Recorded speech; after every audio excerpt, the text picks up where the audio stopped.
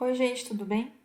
Aqui é a Juliana, eu sou monitora PED de vocês, da BB281, e hoje nós vamos falar sobre eletroforese e é a sétima aula dessa primeira parte da disciplina. Então, a aula está dividida em quatro grandes tópicos, o primeiro sendo estrutura e função de proteínas, o segundo sendo eletroforese, a gente vai falar sobre o conceito básico da eletroforese. O terceiro tópico é SDS-PAGE, que é um tipo de eletroforese, e depois a gente vai falar sobre eletroforese bidimensional. Então, primeiramente, o primeiro tópico dessa aula é estrutura e função de proteínas, e vocês tiveram uma aula inteira dedicada a isso, que foi a aula 3.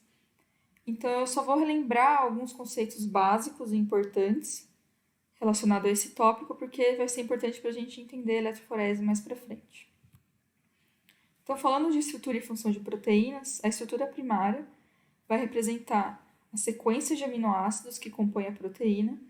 Então, os aminoácidos eles se ligam entre si por ligações peptídicas, e o que vai diferir um aminoácido do outro é o grupo radical que eles têm diferente entre os tipos diferentes de aminoácido. E baseado nesse grupo radical, os aminoácidos podem ter um caráter hidrofóbico, hidrofílico, ácido, básico ou neutro. E também a gente viu na outra aula que é importante a gente lembrar que dependendo do pH em que esses aminoácidos estão inseridos, eles podem ter uma carga total ou positiva, ou neutra ou negativa, dependendo do grupo radical. Então, a gente pode ter informações importantes de cada aminoácido, como o pKa, pKb e também o ponto elétrico de cada aminoácido. E lembrando que a estrutura dos aminoácidos vai também determinar forma, função, caráter hidrofóbico, hidrofílico e as cargas das proteínas compostas por esses aminoácidos. A estrutura secundária da proteína já começa a se relacionar ao dobramento dessa proteína. Então, o que acontece é que os átomos presentes na cadeia principal, ou seja, ocorre uma ligação de hidrogênio entre o oxigênio da carboxila de um aminoácido com o hidrogênio do grupo amina do outro. Isso faz com que a proteína comece a ter essa conformação mais enovelada. Então, seria as principais estruturas conhecidas, né, secundárias, a folha beta-pregueada e a alfa-hélice. Já na estrutura terciária, a gente pode ver que é um dobramento, e nesse caso é resultante da interação entre os grupos radicais dos aminoácidos. Então, por isso a gente pode identificar ligações hidrofílicas, ligações hidrofóbicas, e também a gente pode ver que isso vai determinar como essa proteína vai se conformar e como ela vai ficar dobrada e exercer sua função. A gente vai falar especificamente, dar uma ênfase para esse tipo de ligação, que seria uma ligação de sulfeto entre as cadeias laterais de cisteína, que são um tipo de aminoácido. E a gente vai falar especificamente dessa ligação porque ela vai ser importante para a gente mais para frente. E ela é uma ligação muito forte, então ela é uma ligação covalente e ela prende firmemente essa proteína, né, as partes da proteína entre si. Ela forma como se fosse um pino de segurança mantendo a ligação terciária no lugar. Já a estrutura quaternária, muitas proteínas possuem essa estrutura, mas ela não está presente em todas, justamente porque ela está relacionada à junção de mais proteínas, né? Então, aqui seriam 4 subunidades e a proteína inteira é formada por 4 proteínas diferentes. Então, a estrutura quaternária representa justamente a interação entre proteínas diferentes formando uma proteína funcional. Como a gente falou, cada proteína vai apresentar uma forma diferente que vai estar relacionada à sua função biológica. E existe um processo que faz com que essa proteína perca esse novelamento, que a gente chama de desnaturação. E essa desnaturação pode ocorrer por alterações no pH, alterações de temperatura e também presença de detergentes nessa cadeia polipeptídica. Então, quando a proteína perde esse novelamento, geralmente ela perde a função. E a maioria das proteínas elas não retornam essa conformação naturalmente, ela precisa de ajuda de outras proteínas e outras enzimas, então é muito importante a gente lembrar que a função está relacionada à manutenção da estrutura dessa proteína. Para exemplificar a importância da estrutura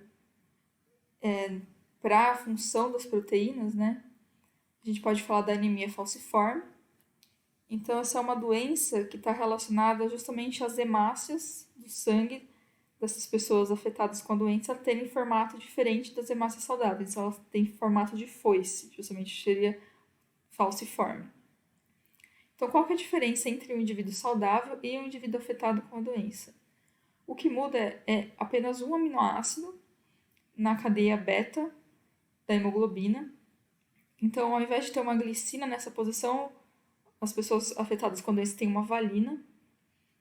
E isso acontece especificamente na cadeia beta das proteínas. Então, o que acontece é que a hemoglobina é composta por mais de 600 aminoácidos e 2 aminoácidos, né, um em cada cadeia beta, vai fazer com que tenha uma alteração e a pessoa tenha um sangue, né, hemácia totalmente diferente de uma pessoa saudável.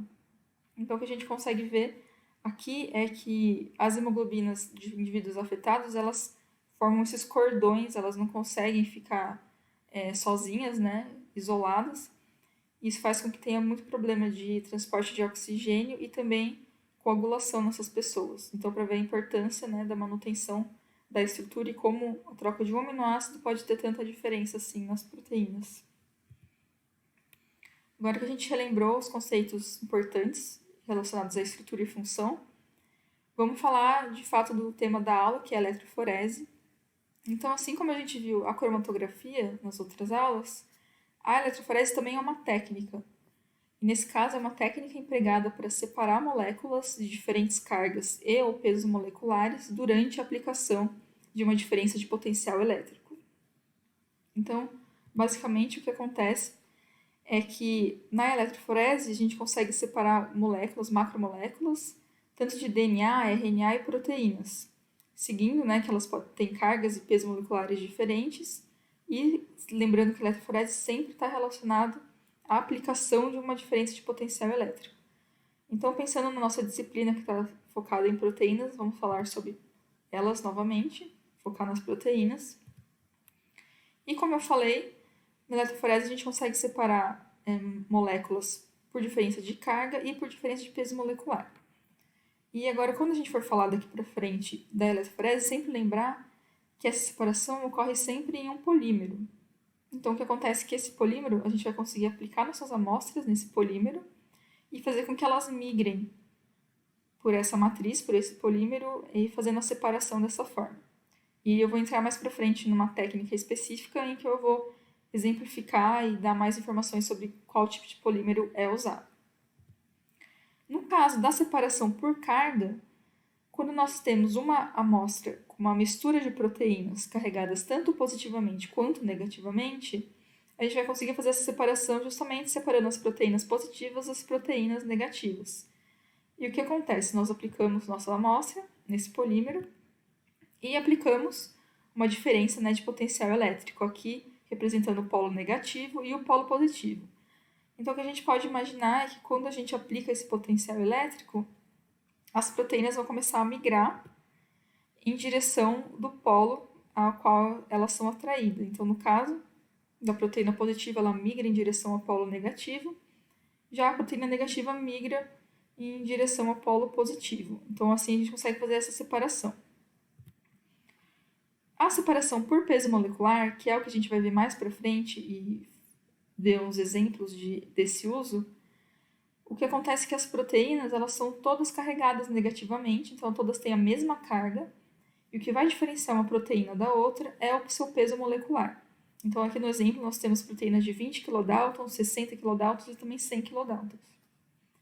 Quando nós aplicamos essa amostra no nosso polímero, e nós aplicamos o potencial elétrico, essas proteínas também vão migrar, só que como todas estão carregadas negativamente, elas vão migrar em direção ao polo positivo. E o que acontece é que, diferente, né, ao contrário da cromatografia de exclusão molecular, as proteínas maiores vão ficar mais próximas, elas vão ter mais dificuldade em migrar, enquanto as proteínas menores vão conseguir migrar mais facilmente por esse polímero. Então, o que acontece é que aqui a gente tem a separação das proteínas por peso molecular. Entrando especificamente numa técnica de eletroforese, chamada de SDS-PAGE, o que isso significa? Significa eletroforese em gel de poliacrilamida, que seria a sigla PAGE, em presença do detergente dodecilsulfato de sódio, que é o SDS. Então, essa técnica se baseia na eletroforese por separação de peso molecular, proteínas com peso molecular diferente. Olhando os principais componentes dessa técnica de SDS-PAGE, nós temos o gel de poliacrilamida, que justamente ele vai representar o polímero que eu falei, que é importante quando a gente fala de eletroforese. Vamos falar também como essas amostras têm que ser preparadas para que elas consigam todas ter carga, né, negativa e migrar no polímero. E também uma solução tampão ionizada que vai fazer a condução tanto das amostras quanto desse potencial elétrico por todo o polímero. Falando primeiramente do gel de poliacrilamida, então aqui a gente tem um exemplo, um esquema de como é montado, né, o nosso polímero, o nosso aparato da eletroforese, e a gente tem que o gel ele é formado, ele é preparado verticalmente, então ele fica entre dois suportes plásticos ou de vidro, e aqui a gente tem que o gel é formado, a gente consegue fazer o gel dentro desse aparato e tem essas depressões aqui dentro do gel que são relacionadas à aplicação da amostra. Então, a amostra consegue ser aplicada aqui. E, justamente, é um gel de poliacrilamida, porque o gel ele representa um polímero de acrilamida, quando ele está pronto. Então, aqui a gente tem bisacrilamida, monômero de bisacrilamida com monômeros de acrilamida, na presença de amônio persulfato de amônio e TMED, que são catalisadores dessa reação de polimerização, vai fazer com que você tenha uma ligação entre esses monômeros, formando então um polímero de acrilamida. O que acontece? Quando esse polímero é formado, ele fica com esses poros. Então, ele forma uma malha porosa por todo o gel, e por isso que ele é diferente, né? Essa separação é diferente da cromatografia de exclusão molecular, porque você não tem uma resina porosa junto com outra resina porosa e um espaço para as proteínas maiores migrarem. O que acontece é que a malha toda do gel é representada por esses poros, então isso faz com que as proteínas maiores tenham maior dificuldade em atravessar o gel, ficando mais retidas aqui para cima, enquanto as proteínas menores têm mais facilidade em atravessar. Então esse é o princípio, né, da separação por eletroforese e SDS-PAGE, em que você tem essa migração diferencial das proteínas baseada no peso molecular delas. E o gel de poliacrilamida, a gente pode pensar que dependendo da porcentagem de acrilamida nesse gel, ele vai ter poros maiores ou menores. Então, quanto menor a proporção de acrilamida no gel, são maiores os poros, então tem mais facilidade das proteínas passarem. E quanto maior a proporção de acrilamida, mais difícil vai ser essa corrida. Então, quando a gente vê o aparato montado, né, de eletroforese, a gente pode perceber que o nosso gel ele tem dois géis diferentes, duas fases distintas. A primeira a gente chama de gel de empilhamento e a segunda seria o gel de corrida. Então, o que acontece? Quando nós aplicamos a amostra, a gente aplica, né, essa diferença de potencial elétrico, então as proteínas começam a migrar. Só que para a gente é interessante que todas entrem no gel de corrida ao mesmo tempo, para que você tenha aqui as bandas, né, quando você tem o gel depois, para que as proteínas de mesmo peso molecular consigam ficar na mesma faixa do gel. Porque se uma começa a entrar no gel antes da outra, elas vão conseguir migrar diferencialmente, a gente não vai conseguir ter essa resolução boa no final, né? Então, o que acontece é que esse gel de empilhamento faz justamente isso, o que o nome diz, ele empilha as proteínas em uma faixa antes que elas entrem no gel de corrida. E a partir disso, a gente consegue fazer a corrida da amostra de uma forma mais organizada. Então, aqui seria o sistema montado novamente. Agora a gente sabe porque tem esses dois tipos de géis diferentes. Aqui seria o gel de empilhamento, o gel de corrida. E aqui também o lugar que a gente consegue colocar as amostras. E agora a gente vai falar sobre como é feito o preparo da amostra.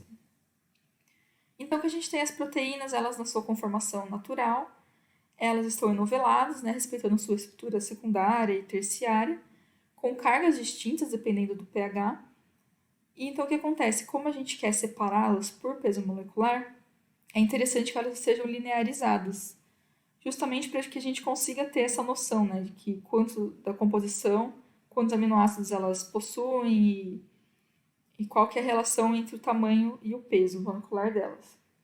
Então, o que acontece é que a gente precisa que elas estejam linearizadas e também elas precisam estar com a mesma carga entre as proteínas, porque como a gente viu, a separação por SDS page, ela se baseia em peso molecular, então todas as proteínas têm que estar com a mesma carga. Então, como a gente vai fazer isso? Como a gente viu, né, primeiramente, para deixar as proteínas linearizadas, a gente faz um processo de desnaturação. Nesse caso, nós usamos diversas abordagens, diversos componentes para fazer essa desnaturação. E o que acontece é que a gente primeiro faz a gente ferve essas amostras nesse tampão de amostra. Então, aqui a gente tem o efeito da temperatura na desnaturação das proteínas. Então, a gente ferve elas a 5 minutos por 5 minutos a 95 graus Celsius. A gente também tem uma forma de fazer com que essas pontes de sulfeto sejam reduzidas. Como eu falei anteriormente, essa é uma ligação covalente muito forte, né, entre os resíduos de aminoácidos das proteínas. Isso faz com que elas mantenham a conformação e estrutura terciária. Então, é interessante a gente conseguir fazer a redução para ajudar na linearização dessa molécula. E também, no caso, a gente precisa fazer uma forma de ajudar elas a desnaturarem mais ainda e fazer com que elas tenham carga negativa. Então, isso é feito com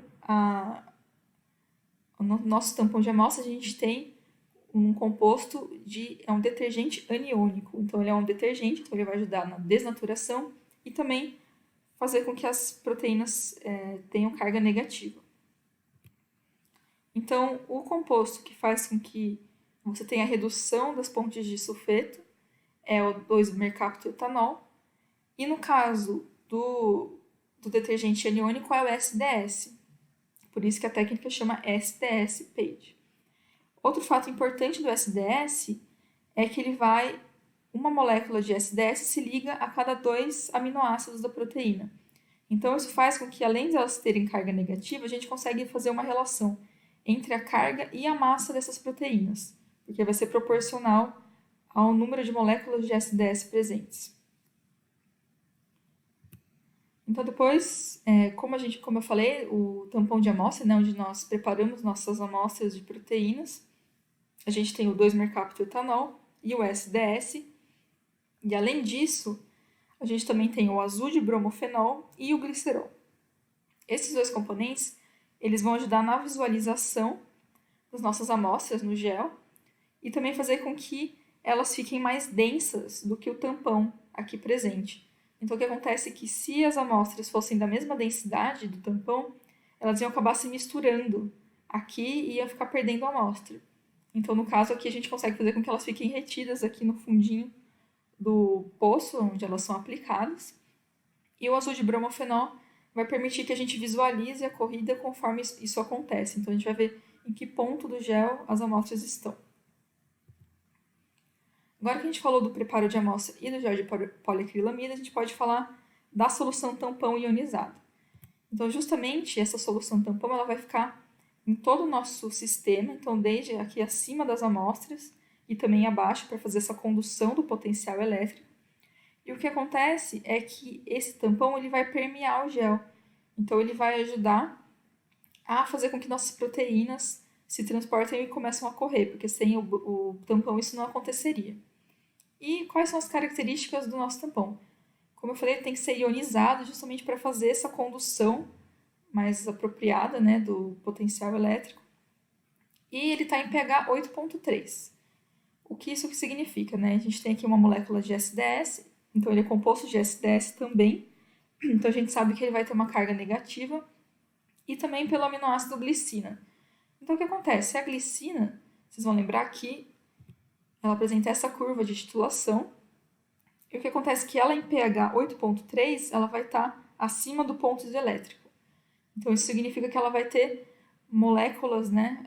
Os aminoácidos vão estar também tanto nessa conformação quanto na conformação de negativa.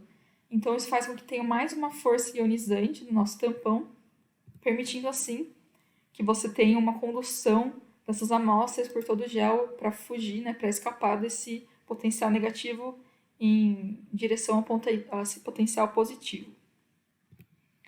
Então aqui a gente já descobriu, né, a gente já aprendeu sobre os componentes importantes do nosso sistema SDS-PAGE.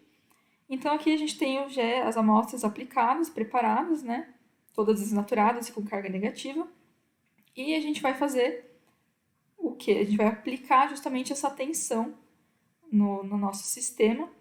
Então, isso vai fazer com que tenha um campo elétrico, né, do negativo para o positivo. E, como eu falei, tem esse azul de bromofenol nas amostras, a gente vai conseguir ver conforme elas migram no gel.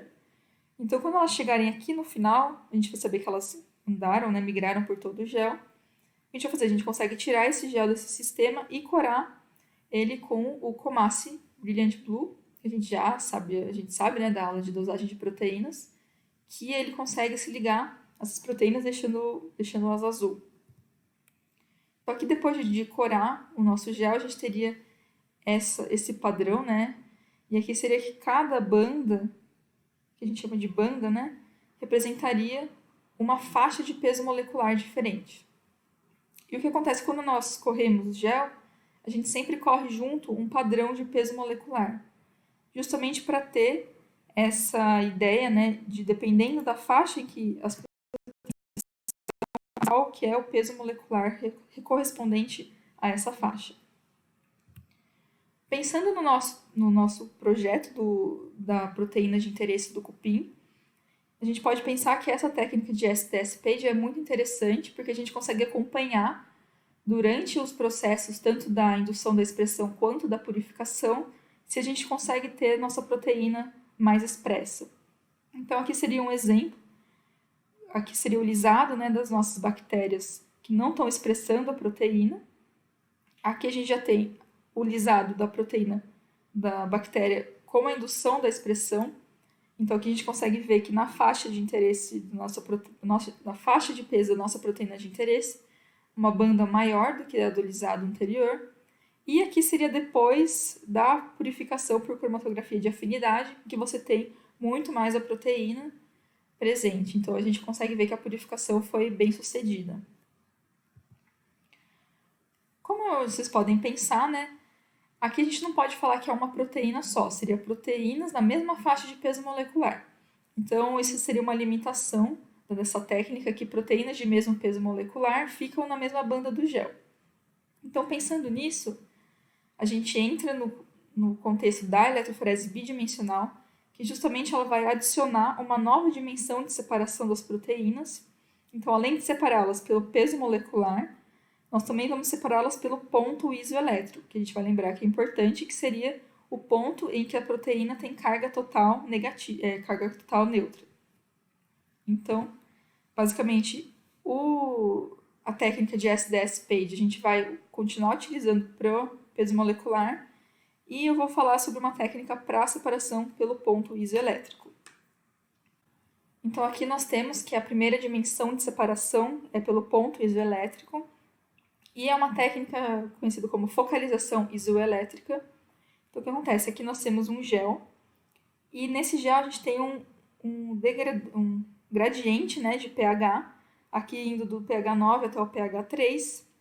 O que acontece é que quando nós aplicamos nossa amostra, ela vai migrar aqui pelo gel, e após a aplicação de potencial elétrico, isso vai fazer com que as proteínas comecem a migrar até atingirem o seu ponto isoelétrico, ou seja, o ponto em que suas cargas são neutras. Então, por que isso acontece? Então, o que a gente pode imaginar, nós aplicamos nossa amostra no nosso gel com um gradiente de pH, e o que acontece, por exemplo, a gente focar nessa proteína com pontos elétricos 6. Quando nós aplicamos o potencial elétrico, essa proteína vai ter a tendência a migrar em direção ao polo positivo, porque ela aqui nesse caso, nesse pH, no pH 9, a proteína com pontos elétricos 6 vai estar com cargas negativas. Então ela começa a migrar em direção ao polo positivo, até que ela vai atingir o pH 6. Como no pH 6 ela tem a carga neutra, ela para de migrar. Então, a partir disso, a gente tem a focalização das nossas proteínas baseadas no seu ponto isoelétrico.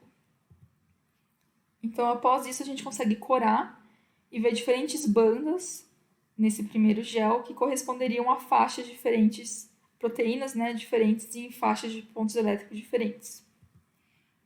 Então, daí a gente parte para a segunda dimensão de separação, em que a gente separa por peso molecular, e aí é uma técnica de SDS-PAGE, como nós vimos anteriormente. Então, essa faixa de gel é colocada aqui e também passa por a desnaturação e também passa por a etapa do SDS, o 2-mercaptoetanol. E as proteínas começam a migrar por esse gel e, nesse caso, elas vão ser separadas pelo peso molecular. Então, a gente vai ter essas duas dimensões de separação, tanto o ponto isoelétrico quanto o peso molecular. Então, essa técnica tem várias aplicações para a proteômica, em que cada spot do gel, que a gente chama de spot, essas bolinhas aqui, representam uma proteína, com seu ponto isoelétrico específico e também seu peso molecular. E cada spot pode ser retirado do gel e também identificado por espectrometria de massas. Então, isso dá várias abordagens que a gente pode utilizar na proteômica. Nesse caso, a gente pode, além de identificar, a gente pode realizar uma análise de expressão diferencial de proteínas diferentes em condições experimentais diferentes. Então, aqui a gente conseguiria ver que o mesmo spot, né, nos géis diferentes, em condições experimentais diferentes, e a quantidade dessa proteína em cada condição. Então, isso dá muitas abordagens e permite muitas aplicações na proteômica. Então, relembrando o que nós vimos nessa aula, a estrutura de uma proteína está intimamente relacionada à sua função biológica. A eletroforese é uma técnica empregada para separar moléculas de diferentes cargas e ou pesos moleculares durante a aplicação de uma diferença de potencial elétrico. O método SDS-PAGE é um tipo de eletroforese que permite a separação de proteínas pelos seus pesos moleculares. E a eletroforese bidimensional permite a separação de proteínas pelos seus pesos moleculares e também pelos pontos isoelétricos. Então aqui eu deixei para vocês saberem mais, eu deixei alguns links da páginas da internet que tem bastante informação sobre eletroforese, mas esse é um conteúdo que está presente nos livros didáticos, então vale a pena vocês olharem para estudar mais a fundo essa técnica. Obrigada.